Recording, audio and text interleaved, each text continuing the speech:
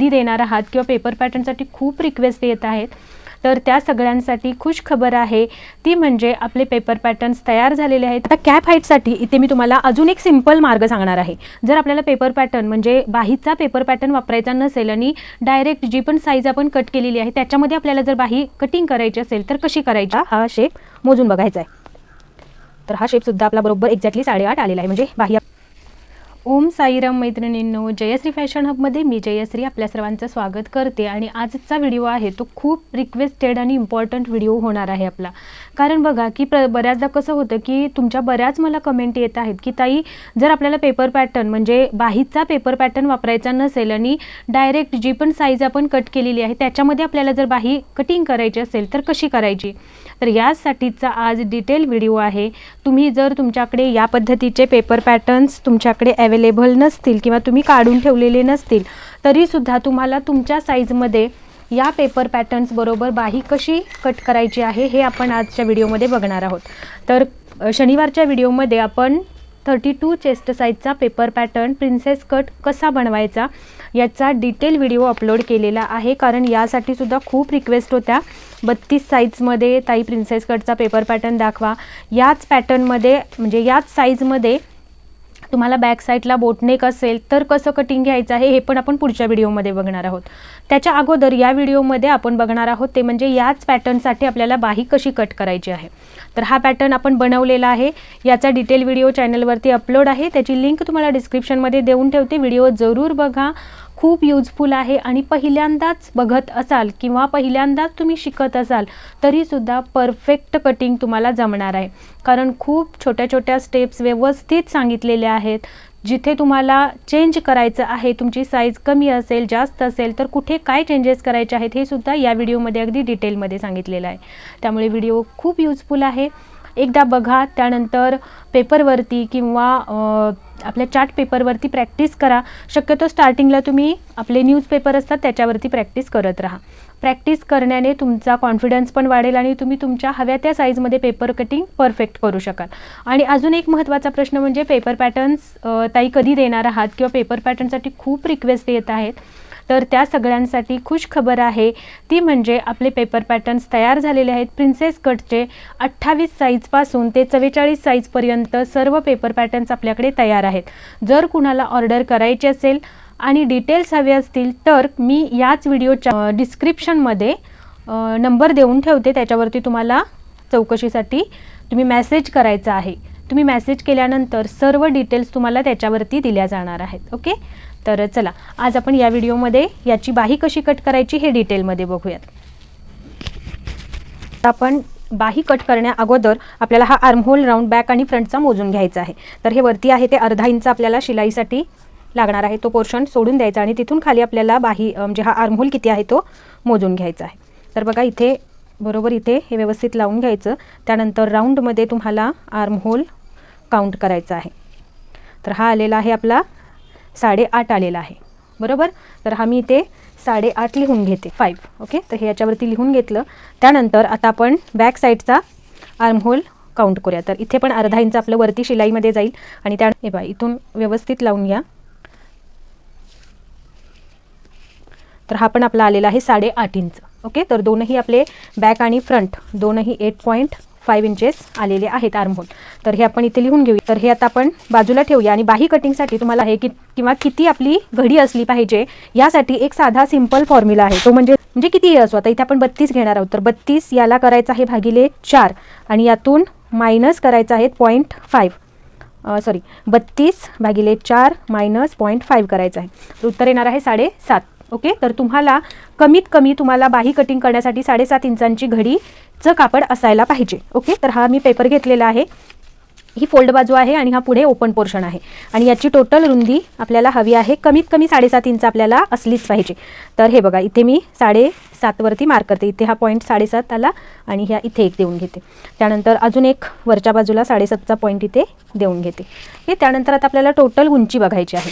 तुम्हाला टोटल उंची किती हवी आहे हे डिपेंड तुमच्यावर आहे. बाही तुम्ही कितीमध्ये कट करणार आहात, शॉर्ट बाही असेल किंवा लॉंगच असेल. तर आता आपण सध्या लॉंग स्लीवची फॅशन आहे, त्यामुळे मी तुम्हाला लॉंग स्लीव्ज दाखवते आणि अजून डिटेलमध्ये तुम्हाला जर शॉर्ट स्लीव्ज, मीडियम स्लीव्ज कशा बनवायच्या असतात याचे सुद्धा व्हिडिओ चॅनलवरती अपलोड आहेत, ते जरूर बघा. तर आता इथे आहे आपल्याला 10ची बाही घ्यायची असेल तर 1 इंच प्लस करायचं. टोटल 10 इंच बाही तुम्हाला तयार हवी असेल तर 1 इंच शिलाईसाठी म्हणजे अर्धा इंच खालून आणि अर्धा इंच वरून शिलाईसाठी मार्जिन प्लस करायचं आहे. ओके, तर हे झालं 11वरती मार्किंग केलं. या बाजूला पण आपल्याला 11वरती एक डॉट पॉईंट देऊन घ्यायचा आणि इथे एक स्ट्रेट लाईन ड्रॉ करून घ्यायची. आता कॅप हाईटसाठी इथे मी तुम्हाला अजून एक सिंपल मार्ग सांगणार आहे. की बाबा कितीची साईज असल्यानंतर प्रत्येक वेळी आपल्याला बघत राहावं लागणार नाही की या साईजमध्ये एवढं खाली जायचं का किंवा 4ची बाही आहे तर एवढं खाली जायचं का. तुमची बाही कोणत्याही साईजची असो, तुम्हाला तुमच्या चेस्ट साईजच्या 10वा भाग कॅप हाईट घ्यायची आहे. बाही अगदी परफेक्ट बसते, कोणताही फॉर्म्युला दुसरा वापरायची गरज नाही. आता इथे तुमची चेस्ट साईज जितकी आहे त्याचा 10वा भाग कसा काढायचा. इथे आपली 32 चेस्ट साईज आहे तर याला भागिले 10 केलं तर उत्तर येणार आहे 3.2. समजा तुमची चेस्ट साईज आहे 42 तर याला भागिले 10 केलं तर उत्तर येणार आहे 4.2. समजा 38 चेस्ट साईज आहे तर भागिले 10 केलं तर उत्तर येणार आहे 3.8.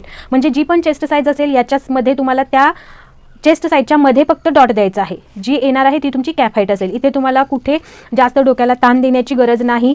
परफेक्ट बाही होते तयार आणि फिटिंगसुद्धा परफेक्ट येतं. तर इथे मी घेणार आहे आता 3.2. ओके, तर या बाजूला पण 3.2 वरती एक मार्क देऊन घेतला. त्यानंतर या पद्धतीने इथे लाईन ड्रॉ करायची आहे. ही असणार आहे आपली कॅप हाईटची लाईन. ओके, यानंतर आता आपल्याला खाली आर्महोलचं मार्किंग करायचं आहे. आर्महोल इथे आता मी तुम्हाला या मेजरमेंटमध्ये आपण बाही बघणार आहोत. तर हेच मेजरमेंट आहे ज्याने आपण पेपर पॅटर्न रेडी केलेला आहे, त्याचीच हे स्लीवचं मार्किंग आहे. तर आर्महोल बघा, इथे टोटल आपल्याला हात उंची किती हवी आहे तर 10.5 घेतलेली आहे इथे, पण इथे आपण 10 इंच घेतलेली आहे बरोबर. तर यामध्ये फक्त अर्धा इंच तुम्हाला प्लस करावं लागेल. तर आपण हेच मार्किंग घेऊयात, फक्त या फिटिंग वाईज बघणार आहोत. तर इथे आता 10वरती आपलं फिटिंग किती असणार आहे 9. तर 9 म्हणजे पूर्ण राऊंड आहे, त्याच्या अर्धा आपल्याला इथे मार्क करायचं आहे कारण ही घडी आहे. तर 9च्या अर्धे किती येणार आहेत 4.5. तर इथे 4.5 वरती एक मार्क करायचं आणि 1.5 इंच शिलाई मार्जिन म्हणजे या बाजूने आपण मायनस करायचं आहे. या पद्धतीने तुम्हाला इथे मार्किंग घ्यायचं आहे. ओके, जर तुम्ही बरोबर 7.5ची घडी घेतला तर या बाजूने 1.5 इंच घ्यायचं आहे. आणि म्हणजे दुसरा एक फॉर्म्युला आहे लक्षात ठेवण्याचा, जेवढं पण तुमचं इथलं मार्किंग असेल म्हणजे आर्महोल दंडघेराचं जे पूर्ण एल्बो लेंथपर्यंतच्या स्लीवचं, तर त्याच्यामध्ये तुम्हाला काय करायचं आहे, जेवढं इथलं असणार आहे त्याच्यामध्ये 1.5 इंच प्लस करून इथे मार्किंग करायचं आहे. हा फॉर्म्युला पण परफेक्ट बसतो.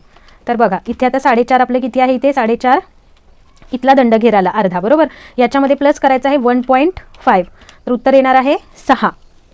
तर हे बघा इथून बरोबर हे 6 आलेलं आहे. म्हणजे तुम्ही कोणत्याही फॉर्म्युल्याने गेलात तर तुमचं हे परफेक्ट येणार आहे. इकडून 1.5 इंच टाकलात काय किंवा इकडून याच्यामध्ये 1.5 इंच प्लस करून घेतलात काय, ओके सेम आहे. पण साधं सिंपल लक्षात ठेवण्यासारखं म्हणजे जी पण चेस्ट साईज असेल त्याचा 4था भाग करायचा, त्यातून -0.5 करायचं आणि या बाजूनी 1.5 इंच टाकायचं कारण 1.5 इंच आपण शिलाई मार्जिन ॲड करत असतो. या बाजूनी म्हणजे ही जी फोल्ड बाजू आहे इकडून आपल्याला 1 इंचाचा एक मार्क करायचा आहे आणि अर्ध्या इंचावरती एक मार्क द्यायचा आहे. 2 पॉईंट देऊन घेतले. यानंतर आता हा जो 1 इंचाचा बाहेरचा पॉईंट आहे तो आपल्याला इथेपर्यंत आणायचा आहे. तर हा सिंपल या पद्धतीने डॉटेड लाईन देत आपल्याला इथे आणायचा आहे. असा अगदी साधी सिंपल बाहीचा प्रकार आहे हा. आणि हा जो अर्ध्या इंचाचा पॉईंट आहे इथून आपल्याला 1 इंच आतमध्ये यायचं आहे. तर बघा हे इथून 1 इंचवर एक पॉईंट देऊन घेतला आणि यामध्ये आपल्याला हा पॉईंट आणून मर्ज करायचा आहे.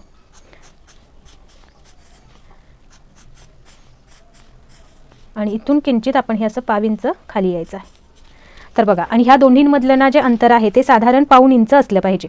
तर बघा हे एक्झॅक्टली आपलं 1/2 इंच आलेलं आहे. अर्धापेक्षा जास्त असलंच पाहिजे किंवा अर्धा इंच असेल तरीसुद्धा चालणार आहे, पण अर्धा इंचपेक्षा कमी नको. तर आता आपल्याला टोटल आपले आर्महोल दोन्ही किती आहेत 8.5. तर हे 8.5 बघा इथून आपल्याला टेप या पद्धतीने राऊंडमध्ये फिरवत बघितलात तर एक्झॅक्टली या पॉईंटवरती आपलं 8.5 येत आहे. म्हणजे आपली बाही इथे परफेक्ट होणार आहे. आणि आतला जो मुंडा घेरा आहे तो आतल्या मुंडा घेरावरती आपल्याला हा शेप मोजून बघायचा आहे. तर हा शेपसुद्धा आपला बरोबर एक्झॅक्टली 8.5 आलेला आहे. म्हणजे बाही आपली परफेक्ट मुंडा घेराला बसणार आहे, कुठेही कमी किंवा जास्त होणार नाही. तर बघा या पद्धतीने इथे हा आपला 4.5 बरोबर आणि इथे 1.5 इंच शिलाई मार्जिन या पद्धतीने लाईन ड्रॉ करून घ्यायच्या. आता इथे बाही आपल्याला 2 ठिकाणी चेक करायची आहे, कारण 5 वरती एक आणि 8 वरती एक. जर हे चेकिंग नाही केलं तर कसं होतं, या इथल्या भागामध्ये बाही लूज होते काही वेळेला. तर हे होऊ नये याच्यासाठी परफेक्ट फिटिंग येण्यासाठी बाहीच्या उंचीमध्ये, आता इकडे अर्धा इंच शिलाईमध्ये जाणार आहे बरोबर.